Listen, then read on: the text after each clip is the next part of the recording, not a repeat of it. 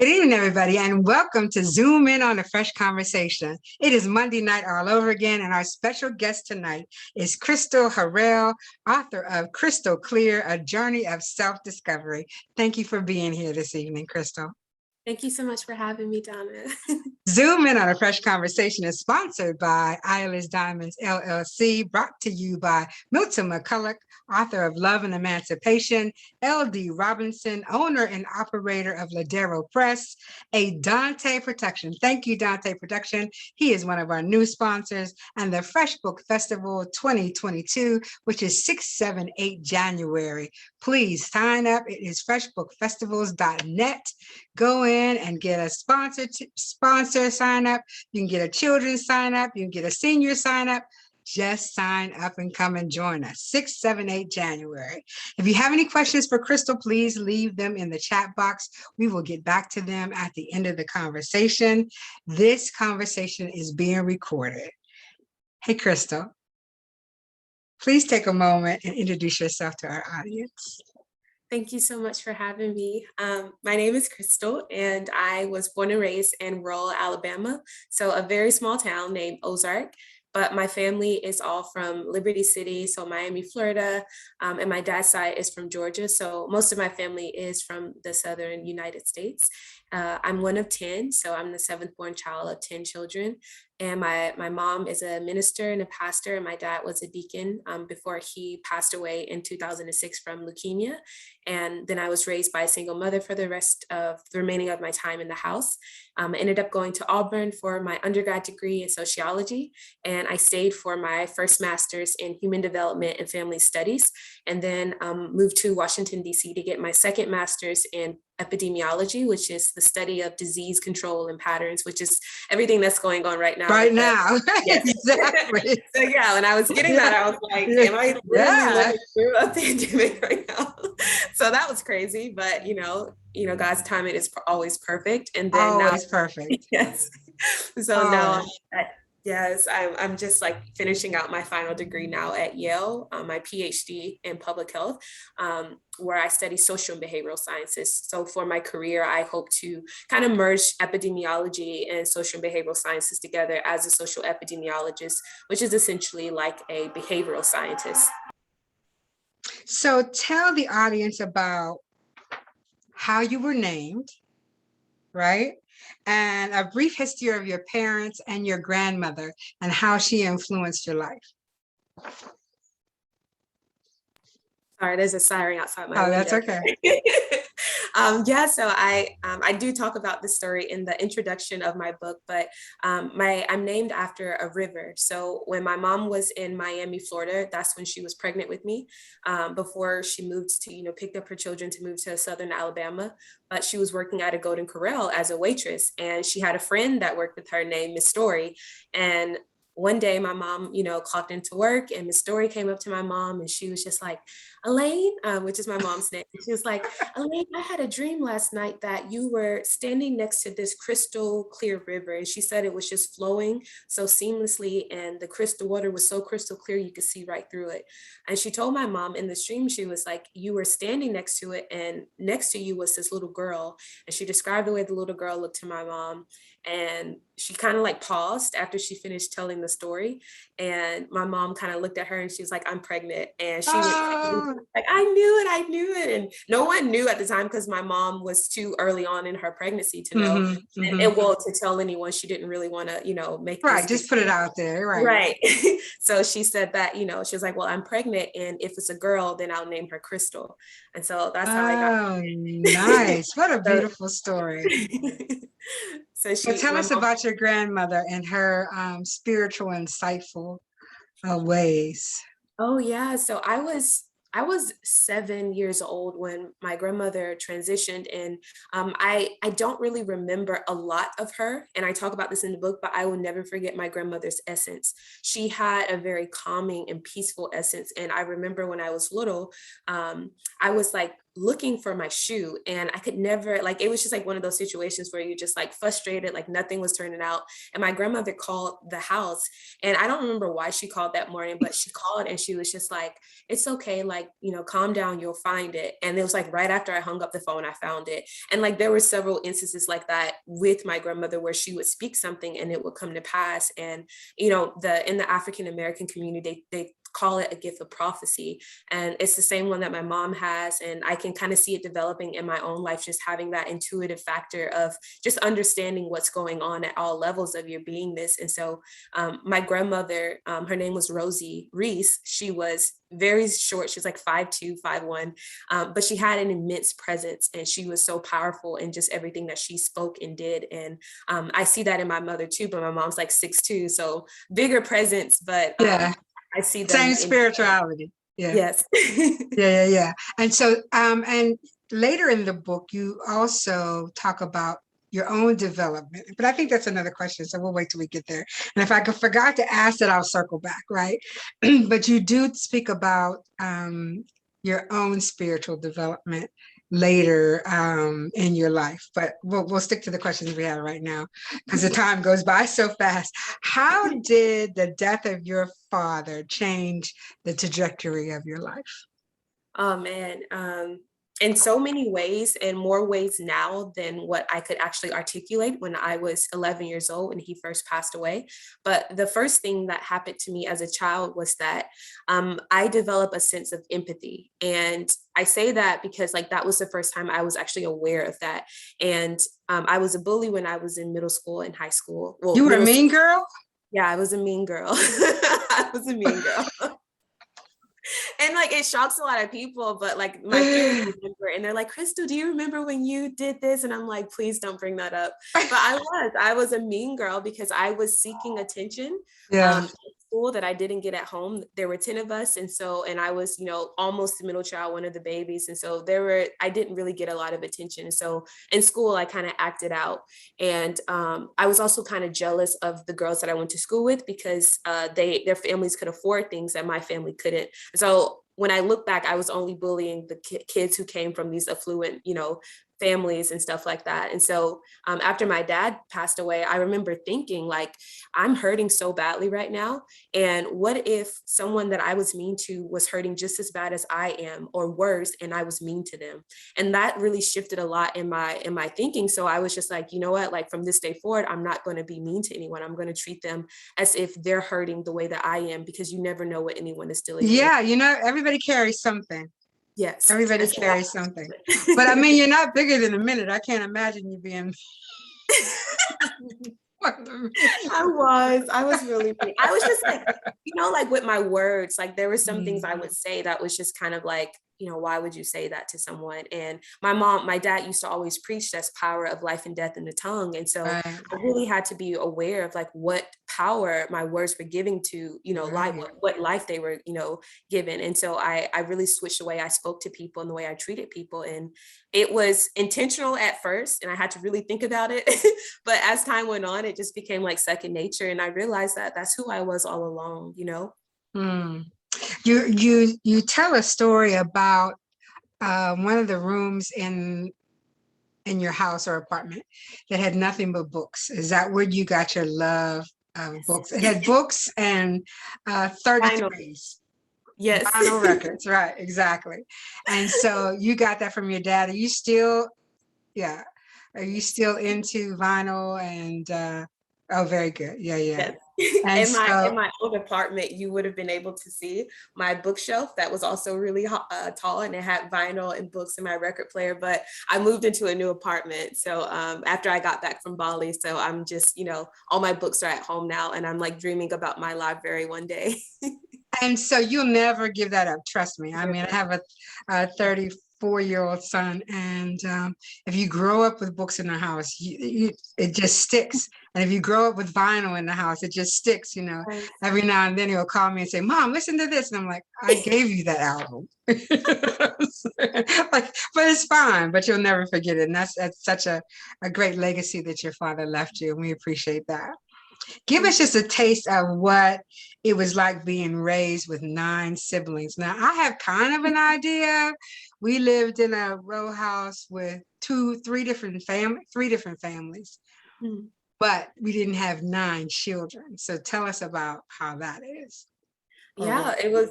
it's similar to the movie like Cheaper by the Dozen or Home Oh, Alone. right. Those were the movies that we used to watch because my family, we just thought it was so funny because we identified with those families so much. Like it was Hollywood, but so much about that was true, like fighting Three over the minute showers, bathroom. 3 minute showers, 3 minute Yes. showers. Fighting, like trying to go to the bathroom and Yeah. someone would run in before you. That was like constant. And then like because there were 7 girls and 3 boys, Mm, like girls in the house, like oh my, like it was, but people were always trying to come to our house. So in the summertime, cousins were always trying to, spend the summer with us. People, the neighbors were always at our house because our house was like the fun house. Even though my parents were very strict because they were both ministers, but it was like we still had a lot of fun because there was so much love in our household because my parents really didn't play that. Like there was no bickering and none of that. right, right, right. And was it one bathroom? 2 bathrooms, Two and bathrooms. Okay. my parents had 1 room, and so there were 3 rooms left for the children. So I didn't have my own room until I was uh, a second year college student. Did you start to, I know I started working early because I was sick of hand-me-downs. Did you start working early or did you just stay academically applied? I was more academic focused because it was my passion. Like my dad was my first educator, and when he passed away, that passion, that interest peaked into a passion. And so it was like I knew that I was better at school, and my mom was a hard worker, so she provided for us, and we always had what we needed. We always had enough. Even after my dad passed away, we did have to live in some pretty harsh conditions at one point, Right. but she always had a roof over our head. We always had food to eat. So I just stayed focused in school, and I got involved with extracurricular activities, and that was my passion. So you received the Bill and Melinda Gates Millennium Scholarship. That's a 10-year scholarship? Yes. And did you realize that that opportunity would be the catalyst that changed your life?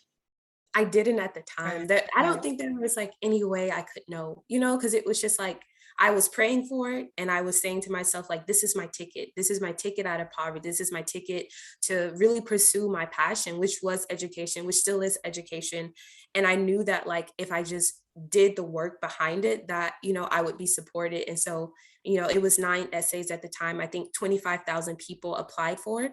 And I remember making it to the semifinalist round. It was 2,000 people they chose.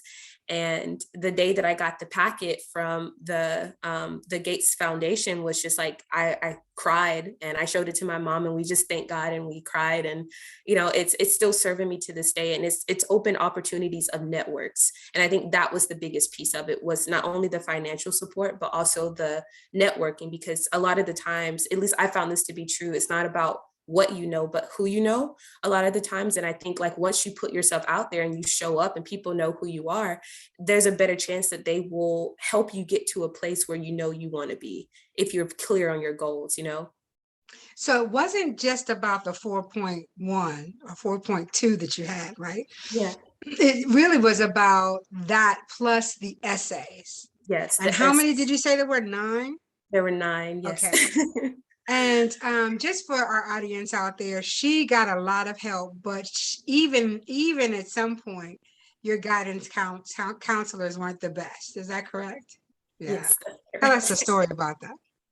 She was, I think, I don't think anyone is intentionally malicious. At least I don't think so. I do believe that everyone is operating from a certain level of consciousness. And so with that, I've learned to have a lot of grace because God has grace with me and where I'm operating out of. And so at the time, she was just like, maybe you should consider this community college, because even if you do get into Auburn, which was my dream school, which was very competitive to get into, and she said, even if I did get into there, I would have no way to pay for it because of my family situation. And she kind of just like It wasn't the fact that she said that. It was just the fact that I believed in myself so much, but she didn't. And so I was offended because I didn't think that she had the vision for my life, but not everyone will see the vision for your life. And now I'm learning that that's okay. It's not for them to see. It's your vision, and you have to, work to see that manifested, and they'll see it eventually. But now I don't think we talk anymore. My mom came to the school the next day, and oh my gosh, it was a mess. But didn't that catapult you to start being a emissary for young people and scholarships and all that? Tell us about that journey. I don't think it happened when she said it. So that was in high school. It more so happened like as I got higher up into academia, and I started reading like research articles about usually people of color who go higher up. So the higher up you go in academia, the more racism and discrimination you experience Yeah. because of the rarity, because it's like something, I don't know why. I think there's still research trying to figure out why that occurs. But I think it's just because the level of awareness, like I said, when you get high up into those positions, are so different than just like, going to undergrad and doing that whole thing. So when I got into graduate school, I had another faculty member look at me and say, students of color usually fail because of lack of mentorship and lack of investment. And that offended me. But that time I actually spoke up and I told him that. And he was like, you don't have that right to tell me when I offend you, because you're the student and I'm the professor. And so it was kind of like this hierarchy thing. It was like, you're less than me because you are in this position, I'm higher than you. But, as you, like I said, raise your level of awareness, you realize that there is no difference between you and me, and we're all on the same playing field. So that instance actually caused me to want to speak up. But then when I got to Yale, a similar thing. They were trying to basically tell me that I couldn't keep my Gates scholarship because I didn't have a financial need. And I don't think What? anyone, yeah. So it was like I had to have a meeting with the Gates representative. I had to have a meeting with the head of financial aid, with the program director, and we were all sitting in this Zoom meeting. And I felt so humiliated because there I am on this Zoom meeting trying to explain why I need to have this scholarship that I worked for 8 years prior. It was that moment, and it was last year around this time where I was like, that's it. And so I was certified as an academic success coach, and I basically used those certifications to start my own company. And I taught students how to navigate through higher education because there was an awareness and a knowledge gap. And the more you know, the easier it is to navigate through the system, because higher ed is just a system like anything else. Anyway. Yes, exactly.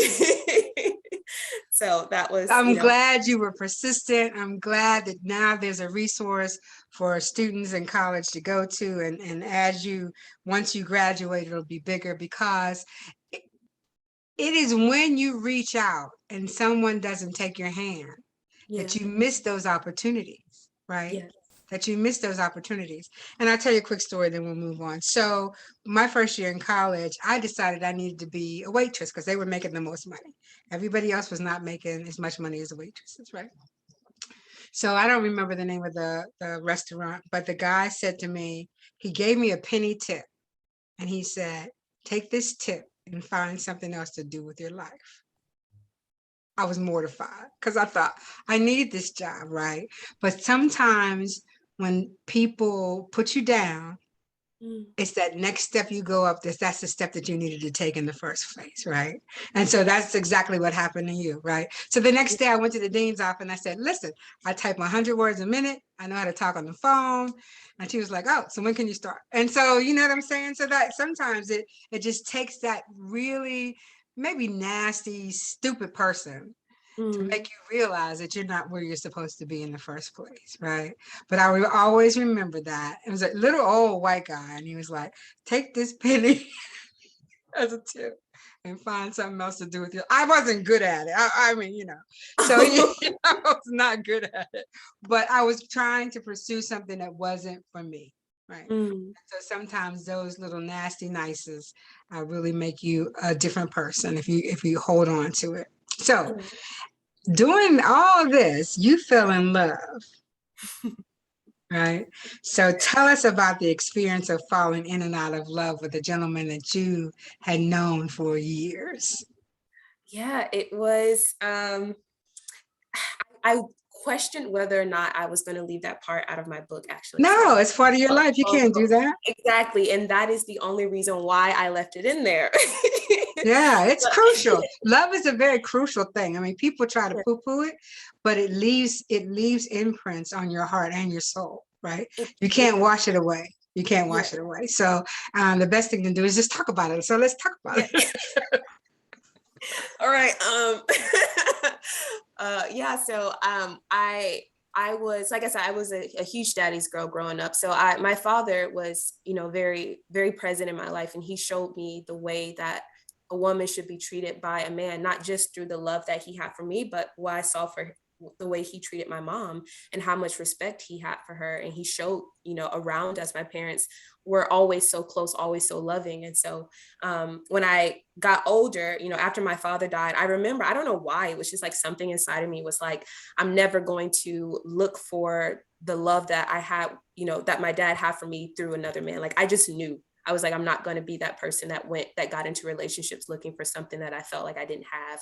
And so because of that, I joined a lot of sports. And so I got into track and field. I got into pretty much anything I can put volleyball. Like I was that track or that athlete, hit, because I loved coaches, and coaches were that father figure that I needed. So I had that, but my senior year of high school, I ended up falling in love with someone that I had been friends with, but he had a girlfriend at the time who was a cheerleader with me. And she, found out that we were talking behind her back. It was never like in a way like, hey, we were just friends at the time. But immediately after they broke up, he asked me on a date like a week later. And that should have been a red flag to me, but I kind of just like ignored it. And even though I was afraid to go into this relationship, because my biggest fear at the time was loving someone and then having them leave. So when my father passed away, as you can imagine, that abandonment really came up strong. And I always Right. felt like someone was going to leave me. And I had to basically prove myself to be good enough for someone to stay and love me. And so it was like that fear that I went into my first relationship with at 18. And we kind of just like went to the same university. And I was always like, trying to get this person to love me and like, be there, and thinking I could change them. And it was like this, looking back now, I see that it was probably not the healthiest thing, but it was exactly what I needed, because it showed parts of myself that I needed to deal with. So my fear was facing me in my face once I got my first degree, and he ended up breaking up with me. And so I had to basically stare at my fear. Like, what I feared the most actually happened. And I was like, well, where does this leave me? But that moment led to my spiritual awakening. It led me back to God, because when I graduated from high school, I got out of the church. I kind of like drifted away from who I knew God was in my life. And then when we broke up, I remember waking up one day. I think it was like maybe 3 o'clock in the morning, 4 o'clock in the morning. And I was so sad. It was like the panic attacks that I used to have as a child after my dad passed away got stronger. I started to deal with more anxiety, and I didn't know what it was. I didn't know that it was all stemming from that. But then one day I woke up and I said, like, I'm not suicidal, but if I ever went to sleep and never woke up, that would be fine with me. And so that's when I was like, something isn't right. And so during that time, going through my first breakup and also dealing with those thoughts, I was like, I need to figure out what I need to do to get back close to God. And so it was just like that moment. And so from 23 to where I am now at 26, that's been the whole 3 years of just trying to figure out who God was. And the more I learned, the more I realized that God has always been here. It was only my awareness of that connection that has been changing, or that had changed, if that makes sense. Coming up in a family that felt that the only way to really look at your life is spiritual, but you decided that you actually could do counseling. Where did Yeah. you get that idea that that might work for you? Because that did not come from the household, right? No. Because we don't need counseling. We're not crazy, right? But so um, when did how did, because that has to be a process. First of all, for you to be depressed and have anxiety on this hand and be a 4.2 scholar, Bill Gates in Auburn, making all the strides that a lot of young people are looking at you as right. this pedestal, and then you have anxiety and depression. When did you say to yourself, okay, I need to talk to somebody? Well, okay, so it's a two-part question. So I'll answer the first part. Okay. The thing is that those achievements were trauma responses. That was me trying to prove my worth because I was in such a place of like I said, hurt and just like feeling abandoned, that I said to myself, like, if I can just achieve all these things, then people will look at me as if I was worthy enough to be loved, not knowing that I was already worthy before I achieved a single scholarship Right. or got a single degree. But we all express trauma in different ways. We all deal with it. Some people go a different route. Like I have, nine siblings, and we all dealt with the death of my father differently. I had a sister who, was in and out of the streets and stuff, and then she had a harder time kind of coping with that. My attachment to something outside of me was through academics and trying to prove myself. So that was the first thing, and I'm grateful for it because it gave me this platform to actually speak the truth. Right. And it got attention and it got the story across. So I'm like, God, you will use anything for his glory.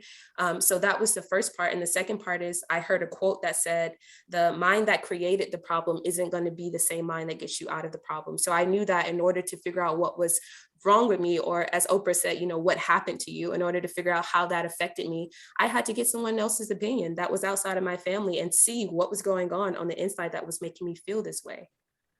You had some very poignant people that you said, or books and people that changed your life. One with particular was Les Brown. Oh, yes. Talk to us about Les Brown and the books you read. Think and Go Rich. What is the name of that Mhm. book? What, is that Yes. it? Okay. Yes. Tell us how, because a lot of people think that those books are not meaty enough, right? But I've read them myself and I have my own perspective on it. But Mhm. from a younger perspective, tell us how that impacted you.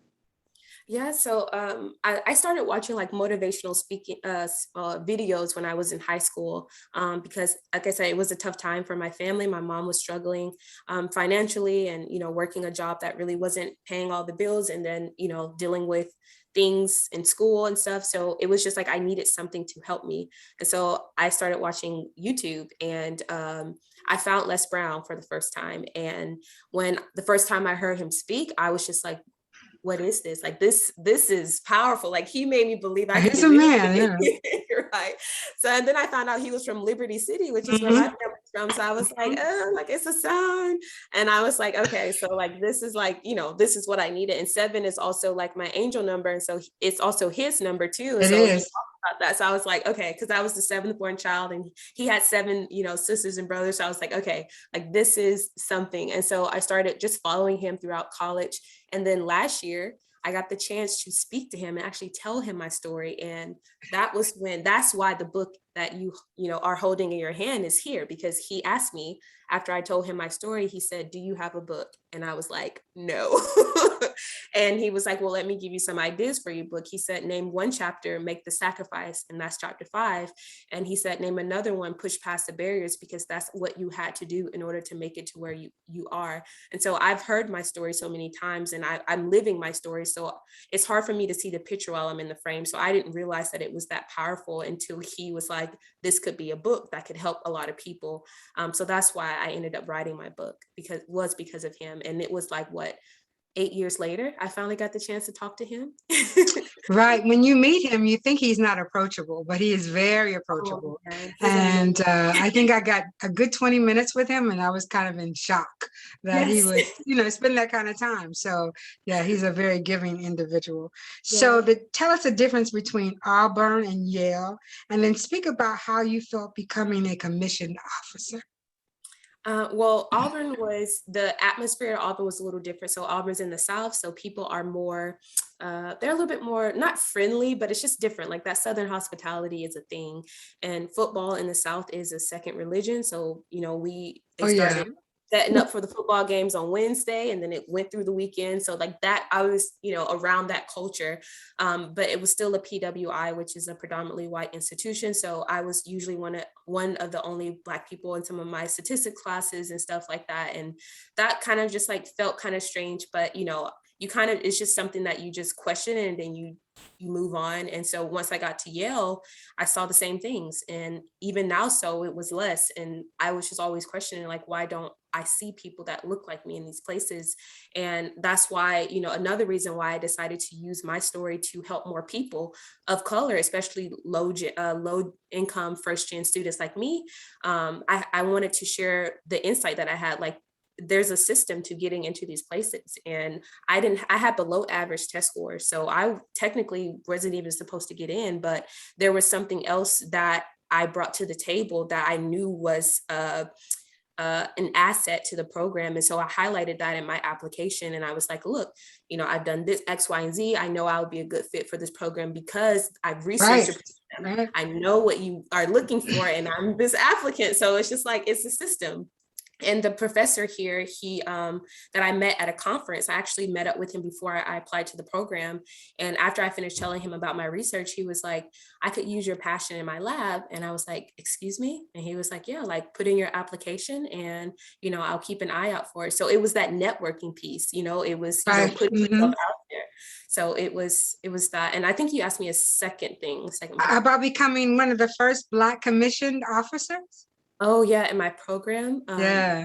That program was I quit the program Yeah, I know, but and it was because I had struggled so much. I didn't know if I was being treated a certain way because I was African American or because I was a female. But that was just one of the things that being at a PWI, you are surrounded by a lot of people that don't necessarily look like you in certain places. And so even though it was difficult emotionally, physically, and academically, I could do it with flying colors, but emotionally, I struggled so bad. And I was already dealing with a lot of stuff from my past relationship and from just like not really knowing what I needed out of life to be full, and still trying to get something outside of me to feel that fullness. And so that was difficult. But now that I'm in the military, it was like, of course, like it's so easy. It makes so much sense to me. but it was a hard climb, Oh, but yes. well worth it. Well worth If someone told me like, oh, you have to go back and do it again, I would resign my commission. I would not go through it. that You again. wouldn't do it again, really? Absolutely not. No. The fact that I got through it the first time. Like, no, I'm I not doing prayed that. about it. Yeah, I prayed Yeah. about it and asked God, and I was like, if this is somewhere you want me to be, then I'll do it. But please let me know because I am struggling. And a week later, I was back in the program. The what do you call that person? Administrative officer. He called me when he found out I quit, and he was like, Harrell, like you have to come back. Like we need more people like you in this program. We need to, more women need to see people like you, like commission. And it was like, I don't know if it was like a guilt trip, but I don't know. It just felt like, I needed to do that. But once I was in and like I started being in an actual army, that's when I started to have these spiritual kind of like instances where I was just like awakened to truth. And it was Right. within the military through the people that I met. And so I believe everything happens, like I said, for a reason. And so it was a reason why I had to finish it. The gentleman who has your family last name runs one of the biggest African-American museums in the city of New Smyrna Beach. You might want to do some research on that. Yeah, and Where is that? New Smyrna Beach, Florida. New Smyrna Beach, Florida. If his last name is Harrell. And so it's not like it's a Johnson or a Smith, right? So there might be a connection there. It's a very large, beautiful museum. And it sits next to a pristine park. It's very nice. So do a little research on that. You guys might be connected somehow. So I know what it was like for me in DC for 20 years. Tell me why you decided to live in DC and how it changed your life. Yeah, I got a acceptance letter from George Washington, and I was on my way to Tulane at the time. But like, I really believe that it's at those moments where you have to make decisions that it's important for you to really listen to where you're being led. Absolutely. And I kind of listened to that inner voice or God or intuition or whatever you choose to call it at the time. But I was listening to that, and it was like, this is where you need to be. And then I ended up getting a secondary scholarship. And I was like, well, I guess I'm going to DC, and it ended up being one of the like best experiences of my life. Absolutely. Yes, like I grew so much, and it was just like, wow, like for the first time in my life, I was really happy. like just happy. I was hanging out with friends, going to happy hour. I was mingling with graduate students, feeling like an adult. I lived downtown DC next to the, the National Mall. I was just happy. I was going on dates, and it was just like amazing. And then overnight, my life changed because the pandemic hit, and I thought, wow. Wow. Well, So maybe you'll circle back. yeah, I really believe Yeah. I'm not done with DC yet. It is a wonderful place to learn. It's a wonderful place to if you ever get a chance to go back, you will make lifelong connections in Yes. the District of Columbia. So I hope you get to go back and do that experience. But yeah, yeah. We won't talk about my experience because it was a little different than yours. But DC is a wonderful place. So Yeah. please share with our first time authors things that you learned while doing your book that you would never do again, like developing and publishing. Tell us about that. Tell us about this whole, because everybody thinks it's easy, No, right? far from it. It's Far called from Crystal it. Clear, A Journey of Self-Discovery. So tell us about your publishing journey. Oh, yeah. So the first thing I did was hire a publishing coach. So as a coach, I understood the value of having someone who has gone through the process, hold the vision for you and walk you through the process. I wasn't about to spend unnecessary time or money or resources trying to do something that someone else had already done. And so I knew the best way for me to do that was to invest in a coach, and people invest in what they think is important. And so at the time, having someone walk me through the process was important. And so they pretty much, helped me establish a word count. So that's a nonfiction self-help memoir type book. And so they're typically around like 45,000 to 70,000 words. And I knew how many words I needed to have typed. So I ended up, selling my television to just kind of mitigate like those distractions. I set a word count. So each day I needed to have this many words typed in order to reach my first draft date. So I knew I wanted to have my first draft done by the end of 2020. And so on December 31st at 5:00 p.m. Eastern time, I finished my first draft, and I kind of just stuck to my schedule. And the next phases weren't so bad. Reading my story back to myself was probably the hardest part, because it was the first time that I had actually sat down and watched I read my life in one place. And this whole time I was trying to achieve, get to the next degree, get the next this. And I never sat, and I was never present with Well, where when I you're was. in the hurricane, you can't see it. No, no. But when you step outside of it, you're like, oh man. Yes. And it was not all of it was great. Like it was hard. Like writing a book is not easy. And so Yeah. many people have come to me and asked for help. And I have an ebook now where I just give it to them if they want to, publish their, self-help or nonfiction book. But I think that what's difficult about it is just staying focused on why you're doing it in the first place. And also just understanding that the legwork is your It's responsibility. yours to do. Right. And Yeah. a lot of people kind of stop because once they realize how much of a commitment it is, they stop. But I think that if you start with your end goal in mind, so I knew in order for me to serve more students, I needed a book because I couldn't coach 100 students at a time while I was still trying to finish my book. So I understood what my end goal was, and it was service. And so I kept that in mind as I was finishing my book, and it made it easier. Having a coach also made it easier because they were like checking in on me, like, how is it going? Uh, It was only 3 meetings, so I had to use them wisely. So I was like, if the next meeting is this time, I need to make sure I have this completed before I meet with her, because if I, meet with her this time and then by the time we meet a second time, I didn't accomplish anything, then that was a waste of a meeting. So it was just like, I also like just kept in mind like what was my goal and understood what I needed to have done. And I was also still a full-time student at the time, but I think I got on Instagram and this one guy, he was like a graduate student who had published 4 books. And I was like, how? But like, if he did it, I was like, maybe it's possible for me too. And so I just did it. well, it just depends on what else you have to do. You know, Yes. there are graduate students with a lot of money, and then there's graduate students that have to work their way through it, right? So that really makes a difference. And tell us about, I know you kind of keeping it a secret, but there's a children's book coming. So give us just a little snippet about that. Yeah, so I actually just got my final illustrations back 2 days ago, and it's basically a book dedicated to the legacy of my father. So he used to read me children's book all the time. He taught me how to read and write before I was in preschool, kindergarten. So it was like it only felt right to do something for him to basically just speak about the impact that he had in my life. And so it's called A Girl and Her Dad. And I basically just wanted to show what it's like to have a father who is present and how that presence can contribute to a healthy and functioning adult. Obviously, the loss and the absence of my father was very devastating, but Yeah. awareness kind of helped me guide me back to the realization that everything that he was, I also am, because there's nothing lost in the genetic code. This is at the scientific level. And if you don't believe in science, then, it's in the word too, because if ancestry wasn't important, then they would never speak about the lineage of Christ.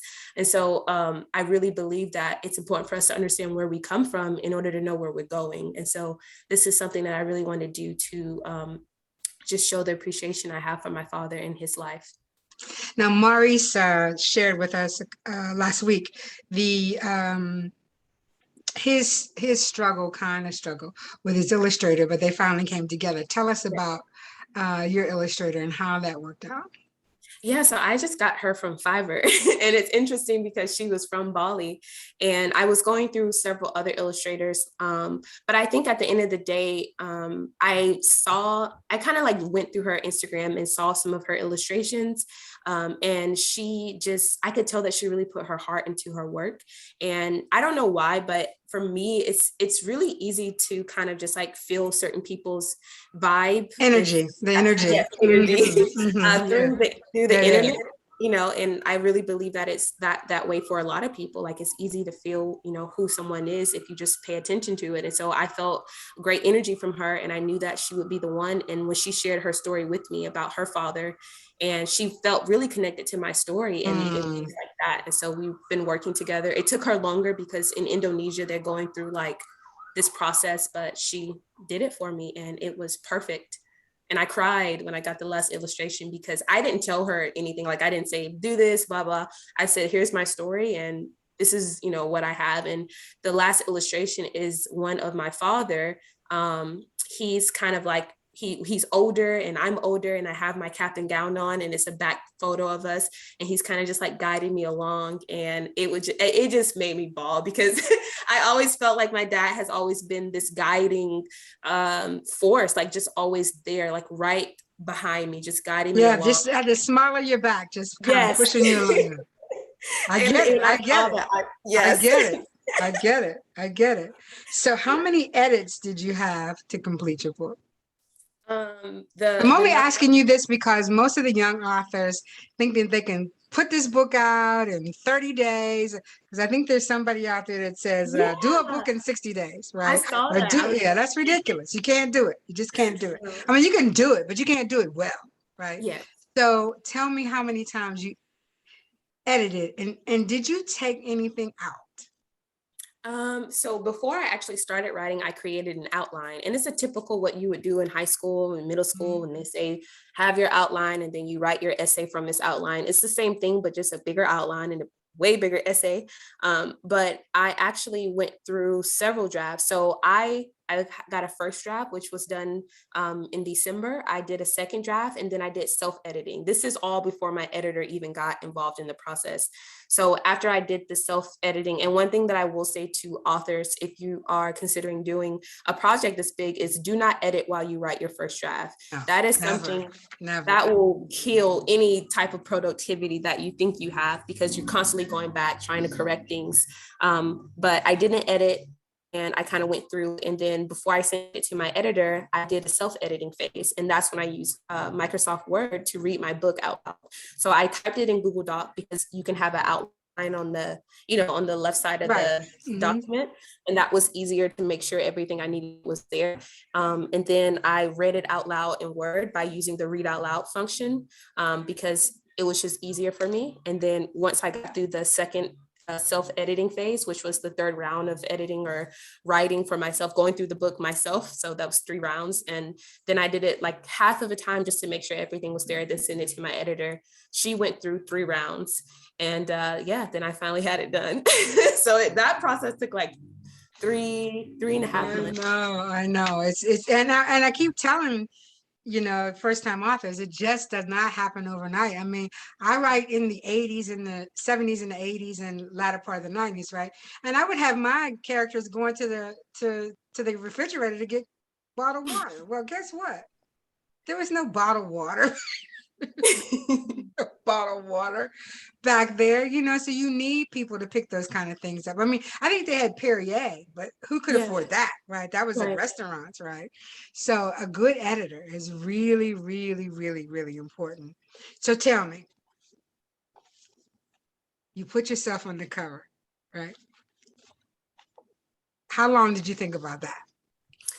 Probably like a month. I thought about that. And I ended up going with my first instinct of doing that. And the reason why I did it was because, like I said, I hired a publisher to help me, a publishing company to help me walk through the process of publishing my first book, self-publishing. And they connect you with a group of authors, self-publishing authors, and some who are published through a traditional publisher. And you can send them your book and your project before it even goes to your community. So I was doing everything with the self-publishing school. And one of the authors was just like, why did you go with your cover, yourself on the cover? And I said, well, the first thing was, when I tell this story, I want to make sure that there's no, what's the word I'm looking for? Like no mistake about what I look like and where I come from. I'm very proud of who I am and who God is calling me to be. So I want to make sure that what you see is exactly what you hear. And so that was one reason why I went with it. And then the feedback that I got from the cover, like whenever my cover designer sent it and I sent it to people in my community, everyone was just like, I love the cover. It's a nice color. Like it gives me Michelle Obama vibe. Yeah. So I did that intentionally because your brain, I took a psychology class in college, and I understood that I wanted psychology to go into my book because, social media does it as well with the color blue. When your eyes see blue and it's registered, it's like a calming color. So people are more attracted to it. It makes it more, it's like an attention grabber. And Michelle Obama used the same technique. And then also when people see your hands, they actually trust you more. And, when they're not balled up or when they're more like open or near your face, people tend to see you as a kinder person, more approachable person, and also a smile too. People smile more when they see a smile. So I was like putting all those things into actually marketing my book, because if you write a book but no one buys it because no one is attracted to your book, then what's the point? Right. So it would have been easy for you to find a picture of a crystal clear river, right? Utah, wherever. And put it that way poignantly, right? But this was much, much better. But most people don't put their faces on the cover of their books. And I think that is something we need to get away from. And a lot of people wouldn't do it because they didn't want them to know, quote unquote, that somebody Black wrote the book. They didn't want that to be the first vision, right? Yeah. Well, for me, if you don't understand that the Black person wrote the book, you won't understand what's inside of it anyway, right? No. You just won't understand it. You might be able to appreciate it. Right. You might read it, but you have to understand when you pick it up that it's going to take you on a journey, right? Yes. A journey that we hope that you can attach yourself to, but maybe not. Yes. Right, but maybe not. Very nice cover. Thank you. And I never thought about all that blue stuff and hand stuff. Yeah. And what kind of course did you take? I need to take one of those. It's just like a basic psychology course. I'm really into human behavior, which is why I'm studying like social and behavioral sciences now. But it's so cool the way that we are as beings. Like we're very habitual. Like we do a lot of things out of habit, a lot of things subconsciously. There's a lot of things that we do that we just don't recognize. Like our brain does it because it's easier in survival. So if our brain had to remember every single thing every single time, we would never make it through the day. If we had to keep remembering or keep learning how to tie our shoe or open the door. So it's like our brain does certain things to help us live a healthier and longer life, but sometimes it can hinder us if we aren't aware of it. And so I just, started to learn about human behavior, and it was interesting to me. And so I use it now in my life. And I also teach it as well, because I think it's something everyone should know. I think it would make us more empathetic if we understood the person who was standing in front of us. Yeah, the man in the mirror. Yes. Also, right? So I know that you had, and we all probably were given a Christian background, be it whatever religion that is, right? But when did you um, get into spirituality? I manifest my day every day. I think it's very important that you get up and say, thank you, universe, for life, right? Mhm. Thank you for the breath that I take. But also, let me navigate my day in a way that is significant, right? So, and you've gotten to that point. So, tell me about that journey, because it has a lot to do with religion, but it Yes. also has to do with the fact that your mind really connects almost everything, right? Yes. Okay, so tell us about that. I say it's more spirituality, which is Yes. your awareness of your connection to God or to divine source or to the universe. I realize that so many people get so hooked up on the name that they actually forget the reason why we even label it in the first place. And so for me, my spiritual journey started when I was 23. Like I said, I was in that state of like, I didn't want to wake up in the morning. Like I wish that I would Right. just go to sleep and just like not wake up. And I was just always so sad. And I remember myself as a child, and I was very happy. When I look at pictures of myself, I was always smiling, always hugging, always, Right. like I saw myself in my purest form before any type of socialization took place, before any type of conditioning could really program me. I saw who I was, and I remembered who I was because I remember what that felt like before being traumatized. And so it was like I knew that I had to return to a state. And I think there's so many words associated with that: enlightenment, uh, being, Yeah. being born again, that type of thing. But it really is Yeah. just awareness. It's just shifting your conscious thinking and understanding that everything that you are is also in the person, like the next person, or like everything in your environment, like everything is energy. And this just isn't a spiritual concept. This is scientific. If you break anything down to its smallest level, it'll be atoms. Atoms are moving particles. They move very rapidly. The space in between the atoms is what scientists can't figure out. So they call it energy, but we know that as spirit, as source, as God. And so it's like, when I understood that, it was like, oh, like before I had this unconscious competence, which is what Napoleon Hill talks about in Think and Grow Rich, I believe. But it's basically when you are able to succeed in life, or you're able to manifest what you need, not being aware of how you really do that. And Right. so when I started to learn more about this, I was like, oh, this is how that happened, or this is why this feels that way. And you manifest because people are like, oh, I need to manifest this. And it's like, if you're trying to manifest financial freedom, but you're focused on the debt that you have, then you're only going to manifest more debt, because energy grows where energy goes. And so you have to focus on what you want energetically, and you don't get in life what you want, you get in life what you are. So you have to focus on what do you feel internally, because nothing outside of yourself is going to give you that feeling that you want. I was trying to feel good and loved because I was going to have a master's degree, and people were going to think I was so smart.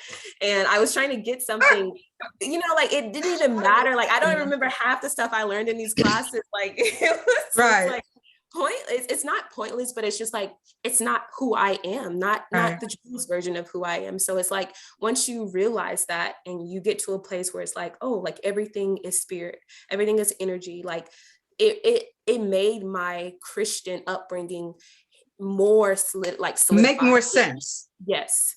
Yes. Make more sense, right? Because Yes. you can call the creator whatever you want, right? Exactly. But the fact of the matter is nobody's ever seen it, And right? it was that point of like Right. realizing that God was Or not her, whatever. right. But and it was like, oh, God is not some old bearded Right. man with, Exactly. like it wasn't that. And so it was like I had to really get that out of my head that, God was anything outside of me, and the kingdom of heaven is within. And I really believe that. And I think that the people who are tapped into that awareness, because even if you aren't aware of it, it's still the case. It's like a light bulb. Like if you screw the light bulb in, like the tighter this, the tighter you screw it in, the more the light shines, or it's easier to shine. But if that bulb isn't screwed in just Yeah. tight or correctly, it's gonna flicker because because like, you don't know who you are. That connection between you and God, or you and source, or you and your creator, it's not strong enough. You need to strengthen that. And those are the people that we see who are, and they make it look so easy, and they're walking in this abundance because they are tapped in.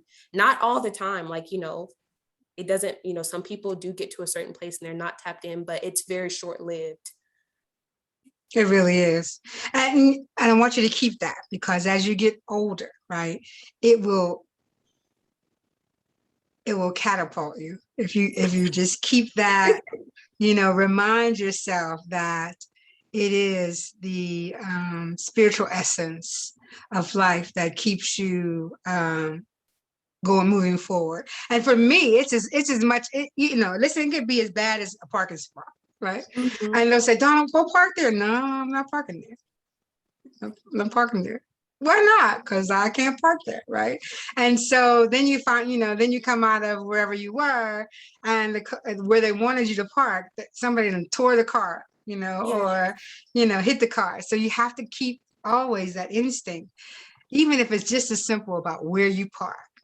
Never second guess it, because it won't, it'll always lead you down the right path. So every time I've questioned that, I always regretted it. Even right. the small things, like when it would be like, grab your car keys or grab this before you leave the house. And I was like, no, I won't need it. And then I needed it. And I'm like, right. I can be halfway down the street and they'll say, you really need to go back to the house. Well, what for? Okay, I'm going back. Right. And then you come back and you don't have your phone, or, something, or it's nothing. It may be absolutely nothing, but then you find out if you had left that in that 5-minute era space, you would have hit all that traffic, or you would have been in that accident, or you would have, you know what I mean? Mm-hmm. So yeah. So when the spirit says turn around, it's okay. Listen, I'll turn around. I don't know why, but I'm going to turn around. So just, keep that, because it's very important. I'm excited. I love. I know it is. It is. Listen, Yeah, I can't even tell you. Mama Tony can tell you, and Patricia can tell you, because we're all seasoned veterans, and Maurice, you got some time. So,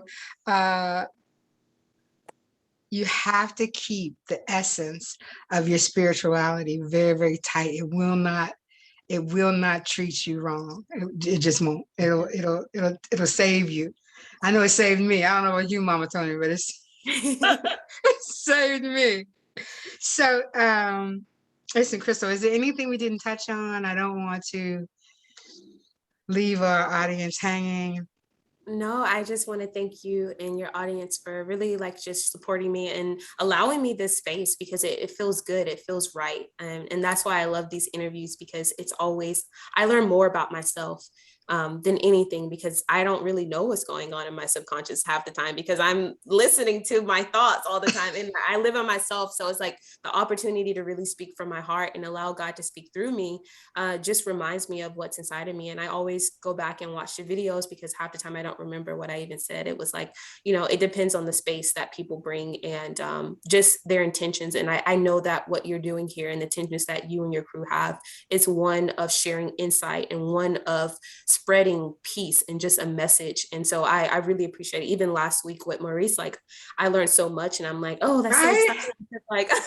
I'm breaking into this children's book, feel, and it's like, you can learn from the people around you. And when I moved to Bali, that was one of the things I realized, that your healing actually comes from the people that God places in your path. And I always thought my healing was just going to be like, I don't know what I thought, but from that experience, just from listening to my intuition, when they told me to pick up my apartment, sell the stuff in my apartment, pick up and go to around the world and, live here. And it made so much sense, because God really healed me in my mind and my thinking. And now I can show up as more of the person I'm supposed to be. And that's what I just would encourage everyone to do, is more whole. Yes. Yeah. Not half, but whole. I mean, all of us don't get the whole. I think there are very few of us get the whole, but man, getting past half is really, really good. Right. And it's that process, right? It's the process of falling in love with that, not the end goal, but the actual path. Right. And I had to really, really pay attention to that, Yeah. So let me see if you have some questions in the chat room really quickly. Oh, a lot of compliments. Wow, Oh, a thank brilliant you. mind, young lady. Love the message. Did Miss Harrell say she is originally from Miami? Yes, Liberty City. But my Liberty mom was City. pregnant with me. She ended up birthing me in Alabama because she was trying to get her kids out of that area because it was like the 90s, the mid 90s, late 90s. You wouldn't know it now. It's really, really, really changed. So Yeah, we go back. Like I used to grow up. I grew up going back and forth between Alabama and Miami. mhm, And the last time we were there, I think 2 years ago, because my family is kind of just like slowly leaving the area. But it was so different. Like even the apartment she grew up in, it's like not even the projects anymore. Like I don't know what's going on. right. But Yeah, it's it's you know what it's called. It's called yeah. gentrification. So Yes. they found out there was they found out there was a very nice place to live on the water. Yes.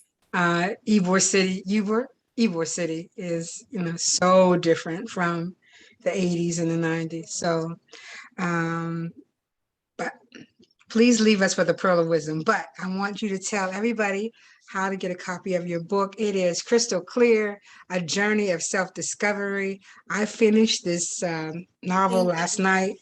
I I compliment you thank you so much. because this is very harrowing for a young woman of your age. Now, we put all our mess out there because we're old and a lot of the people we talk about are dead.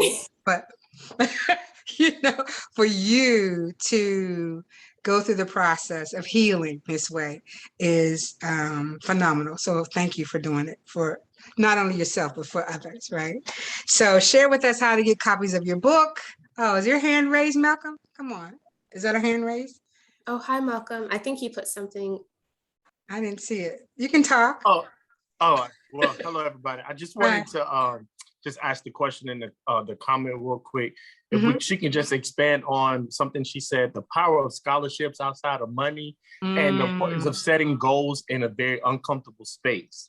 Okay. Ooh, I like it. that's a good question. So the first part of that question is that what money is also, I think a lot of people have a different idea about money. And I think, especially for me, I was raised to believe that money was evil or money was something that only a select group of people have. But once you realize that money is actually energy, it's a piece of paper that people have agreed energetically to mean something. And so when I received those scholarships, it did provide a financial support, but even beyond that, when your name is associated, and I don't know why in our society we do this, but unfortunately, like that's what we do. We tie credentials to someone else's identity and we deem them as acceptable or enough based on this, credential. But a scholarship is a credential. When It people is. see, oh, you're a Gates scholar, or oh, you got the Army ROTC scholarship, they automatically form opinions about you based on these scholarships. And not only that, on the inside of the scholarship, you meet people who change your life. Like I think one of the people I met through Gates, when I went to the APHA conference, which is the American Public Health Association conference, I met my current advisor at Yale there. And if I didn't have Gates who paid for that conference, because they do pay for academic conferences as well, I wouldn't have met him because I didn't have that much money to go to the conference. So it's opportunity. Opportunity leads you closer to your goals. And when you are in uncomfortable positions, like Ms. Donna said, like sometimes those situations can lead you to set even bigger goals. If someone never told me that I couldn't do this because of where I come from or because of what I look like, I would have never challenged it. I would have just been like, okay, like, I would have thought that I was going in the way that I needed to go. But sometimes it's those times when you're uncomfortable that's causing you to grow, because I really believe that our main goal on earth is to grow. Who we are as spiritual beings having a human experience is for expansion, because everything that we do, everything that we touch is supposed to be successful. We're supposed to be abundant. That's who we are. And so goals help you manifest that in this physical reality. And so when you're uncomfortable, it's important for you to look at what's causing the discomfort. Is this a sign for you to move forward, or is this a sign for you to move in a different direction? Each way, you're going to grow. So, Malcolm, did she answer your question? Absolutely. And it's Okay. it's Thank you, it's Malcolm. so amazing. It's like you're almost at tears of joy. So I definitely want to say thank you for this conversation. It's very enlightful. I got a list full of notes here, so I'm appreciative. So thank you both.